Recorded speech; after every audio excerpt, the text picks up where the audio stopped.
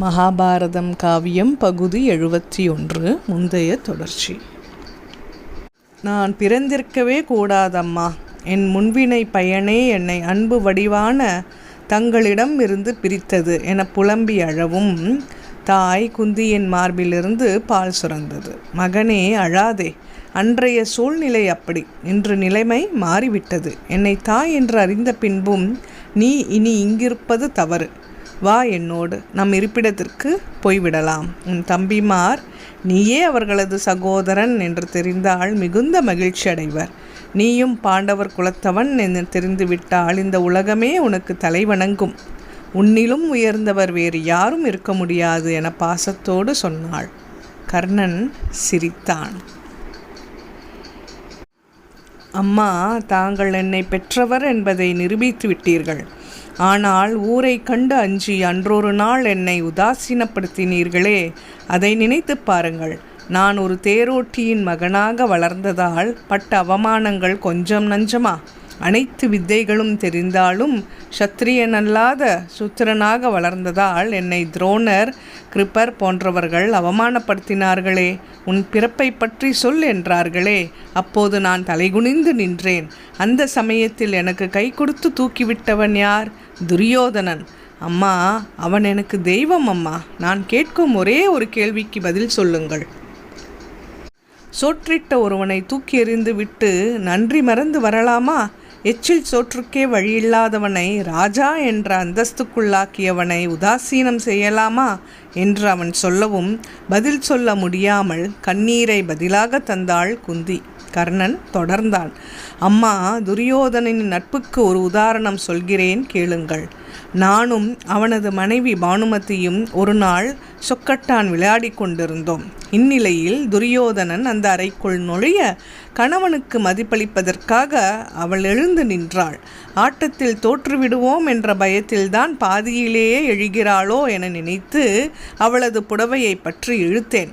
அப்போது இடுப்பில் கட்டியிருந்த முத்துக்கள் சிதறின என சொல்லி கொண்டிருந்த போது பதறிய குந்தி தேவி, அப்புறம் என்ன நடந்தது என ஆவலாக கேட்டாள். நான் ஏறிட்டு பார்த்தபோது துரியோதனன் அங்கு நின்றான். நண்பா, எதற்காக ஆட்டத்தை விட்டு எழுந்தாய்? சிந்திய முத்துக்களை எடுத்து தரவா அல்லது கோர்த்து தரவா என்றான். இப்படிப்பட்ட மகத்துவமான நண்பன் உலகத்தில் யாருக்கு கிடைப்பான்?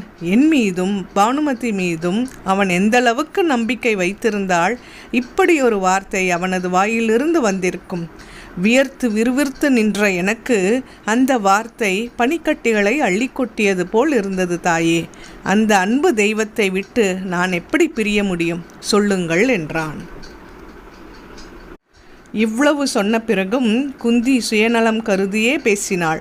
தன்னோடு வரும்படி மகனிடம் கெஞ்சினாள். கர்ணன் அவளிடம், அம்மா, இது நியாயமற்ற பேச்சு. போர் மூண்டு விட்டது. இந்த இக்கட்டான நிலையில் நான் உங்களோடு வரமாட்டேன். மேலும் விதி என் வாழ்வில் மிக தீவிரமாகவே விளையாடுகிறது. இல்லாவிட்டால் தாய் சொல் கேளாதவன், தம்பியரை கொல்ல நினைப்பவன் என்ற அவலங்களெல்லாம் எனக்கு ஏற்படுமா? ஆயினும் விதிவிட்ட வழியில் நான் செல்கிறேன்.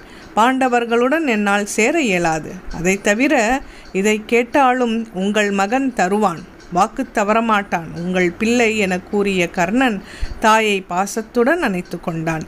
இவ்வளவு சொல்லியும் மறுத்துவிட்டாயடா. போகட்டும். போர்க்களத்தில் நீ களம் புகுந்தால் நாகாசுரத்தை ஒரு முறைக்கு மேல் அர்ஜுனன் மீது எய்யக்கூடாது. மற்ற பாண்டவர்களும் உன் கையால் அழியக்கூடாது என 2 கோரிக்கைகள் வைத்தான்.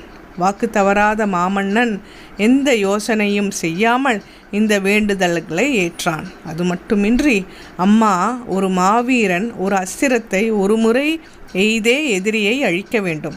அதுதான் அவனுக்கு பெருமை. நீங்கள் சொன்னதற்காக மட்டுமின்றி இந்த காரணத்துக்காகவும் நான் ஒரு முறைக்கு மேல் நாகாசுரத்தை எய்ய மாட்டேன். தாங்கள் கேட்டது போல் மற்ற பாண்டவர்கள் மீதும் என் கைப்படாது என்று சத்தியம் செய்து கொடுத்தான். குந்தி அவனை தழுவி ஆசீர்வதித்து புறப்பட்ட வேளையில், அம்மா, புறப்பட்டு விட்டீர்களா? பிள்ளையிடம் வரப்பெற்ற நீங்கள் பிள்ளைக்கு ஏதாவது தர வேண்டாமா என்றாள். குந்தி குழப்பமும் ஆனந்தமும் கலந்த நிலையில் பெற்றவுடன் பிரிவை பரிசாக அளித்த இந்த பாவியிடம் என்னடா கேட்கப் போகிறாய்? நீ என்ன கேட்டாலும் தருவேன் என்றாள். அம்மா, நான் உங்கள் மகன் என்பது பாண்டவர்களுக்கு தெரியக்கூடாது. அப்படி தெரிந்தால் எந்த யோசனையும் செய்யாமல் அவர்கள் என்னிடம் ராஜ்யத்தை ஒப்படைத்து விடுவார்கள்.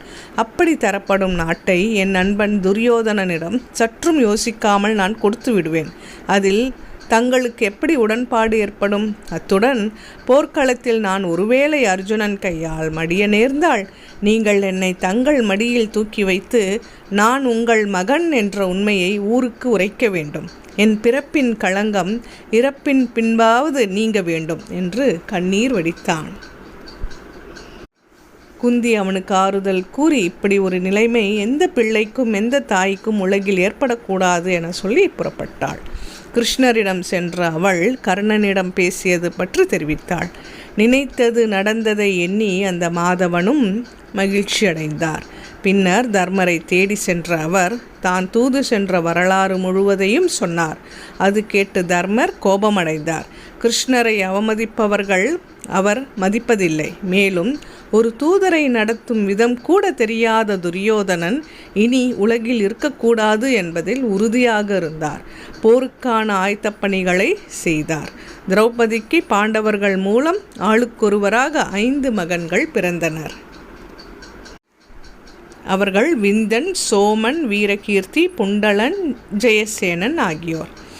இது தவிர பீமனுக்கும் இடும்பிக்கும் பிறந்த கடோத்கஜன், அர்ஜுனன் நாகலோகம் சென்றபோது நாகக்கண்ணிக்கும் அவனுக்கும் பிறந்த அரவான் ஆகியோரை அவர் வரவழைத்தார். மற்ற தேசத்து ராஜாக்களுக்கும் தங்களுக்கு ஆதரவு தரும்படி ஓலை அனுப்பினார். தொடரும்.